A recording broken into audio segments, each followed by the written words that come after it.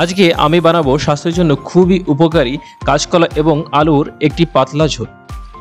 কোনো বাড়তি মশলা নয়, শুধুমাত্র হলুদ, লবণ এবং জিরে দিয়ে এই সম্পূর্ণ রেসিপিটি আজ আমি করব এবং খেতে এটি খুবই সুস্বাদু হবে। সবার প্রথমে দুটো কাঁচকলাকে খোসা ছাড়িয়ে সুন্দর মতো কেটে নিতে হবে। ঠিক একইভাবে দুটো আলুকে সুন্দর করে কেটে নিতে হবে।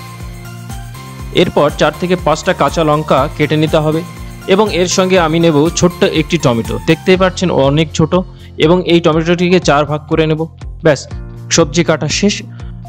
এরপর আছে কড়াই দিয়ে দেবো এবং কড়াইটা গরম হওয়ার সঙ্গে সঙ্গে তেল দিয়ে দেবো। তেলটা একটু গরম হয়ে এলে জিরে দিয়ে দেবো। জিরে থেকে খুব সুন্দর একটি ঘ্রাণ আসবে। ঘ্রাণ আসার সঙ্গে সঙ্গে কেটে রাখা কাঁচকলা এবং আলুগুলো দিয়ে দিতে হবে এবং সঙ্গে রাখা কাঁচা লঙ্কা এবং টমেটো একই সঙ্গে দিয়ে দেবো।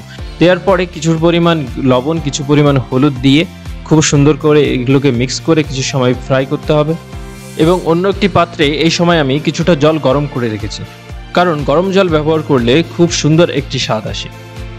এরপর সবজিগুলো ভাজা ভাজা হয়ে এলে গরম জল দিয়ে দেবো এবং গরম জল দেওয়ার পর যখনই ঝোলটা এরকম ফুটতে থাকবে তখনই ঢাকনা দিয়ে দেবো।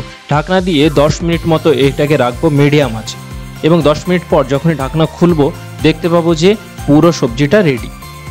এরপর এক্সট্রা হিসাবে কিছুটা গরম মশলা, সামান্য পরিমাণে গরম মশলা এর উপরে ছড়িয়ে দেবো এবং মিক্স করে নেব।